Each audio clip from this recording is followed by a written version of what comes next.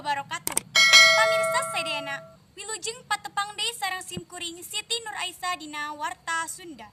Simkuring bade ngadugikeun warta anu parantos disadiakeun ku redaksi.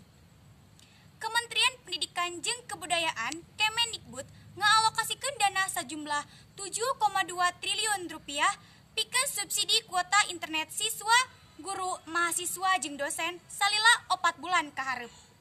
Ti mimiti September nemika Desember 2020.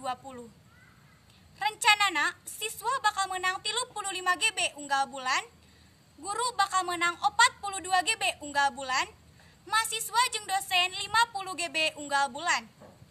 Salian ti eta, Kemendikbud oge ngaalokasikeun dana sajumlah 1,7 triliun rupiah pikeun nu nampa panunjang profesi guru jeung tenaga atikan, dosen serta guru besar.